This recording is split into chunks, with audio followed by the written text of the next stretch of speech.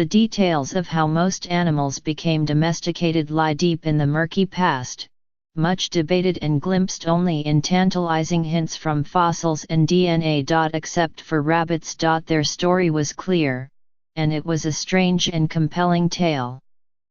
Around 600 AD, Pope Gregory the Great decreed that fetal rabbits, or lorises, were not meat, and could be eaten during Lent, when meat was not allowed.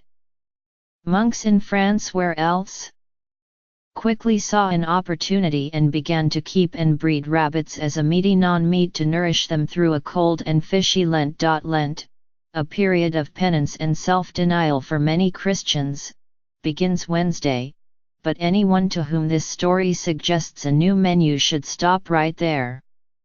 Apart from the scarcity of lorises at the supermarket these days, the whole story is wrong according to a new scientific report. None of it is even close to being true, said Gregory Larson, one of the main authors of the report debunking the myth. The whole thing is a house of cards, Dr. Larson said, acknowledging that he too has cited the story just like many other researchers. The remaining question, he said, is, why did we never question this? Why were we so willing to believe in this origin myth? By we, he means scientists, not Christians or Roman Catholics who observe Lent. A quick, unscientific survey of several products of extensive Catholic education drew blank stares when the subject of fetal rabbits came up. I myself can say that in 8 years at St. Justin's Grammar School, during which time eating meat on Friday was forbidden and often discussed, not one nun ever said, but, lorises, now, no problem there. I did ask some with expertise, just to be sure. Charlie Camozzi, a theologian at Fordham University who writes about ethics and animals, read the paper and supplementary material from Dr. Larson's article in Trends in Ecology and Evolution. Nothing about this is familiar to me, he emailed back. He did say that misconceptions about religious ideas on animals were common. But Dr. Larson and others took the story for granted, and the debunking started out as something else entirely.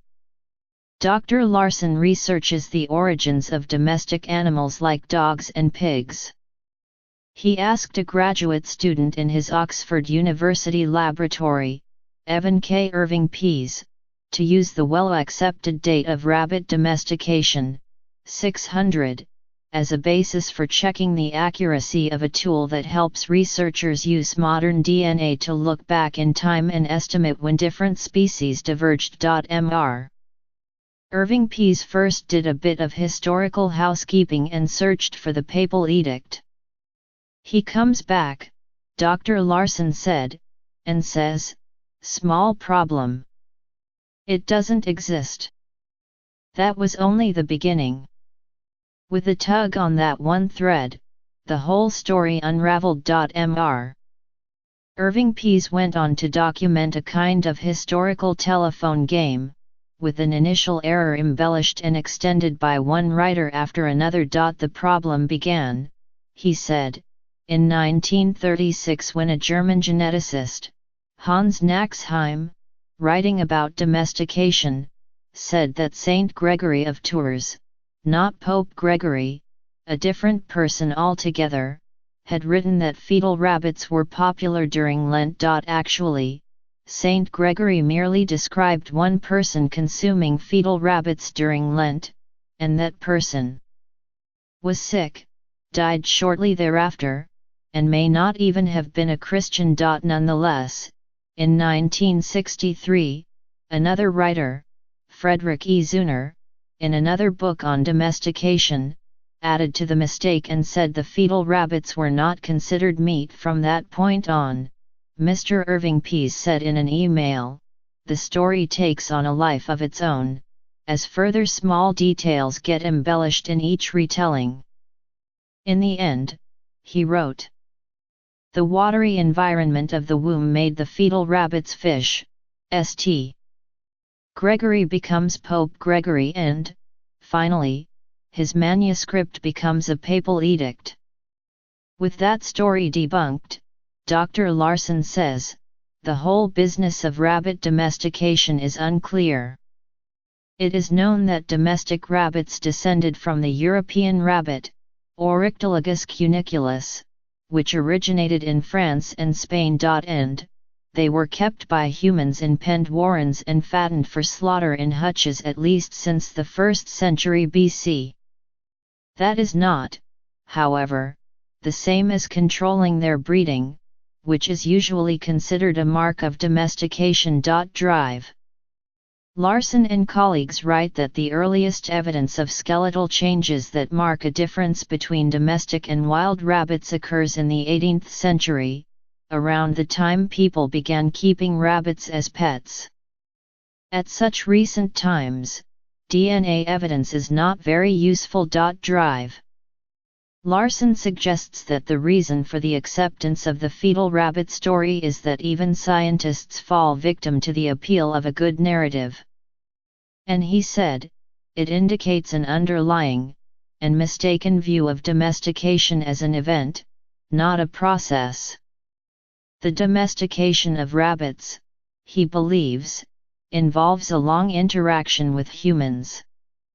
They were hunted for thousands of years in southwest France and the Iberian Peninsula, consumed as fetuses, kept by Romans and during medieval times in warrens and hutches, and most recently bred as pets. All of this is the story of their domestication. That is where Leif Andersson, of Uppsala University in Sweden, disagrees. Dr. Andersson, who was a senior author of a 2014 paper on the rabbit genome, found the debunking of the myth persuasive, but he noted in an email that he and his co-authors did not cite the story in their genome paper. But, he said, he did not agree that all instances of domestication have been continuous processes over a long period. For rabbits in particular, he said, that conclusion was misleading. He said there is a consensus that it happened in modern times and that his papers showed that domestic rabbits are more closely related to wild rabbits from southern France than to those from the Iberian Peninsula.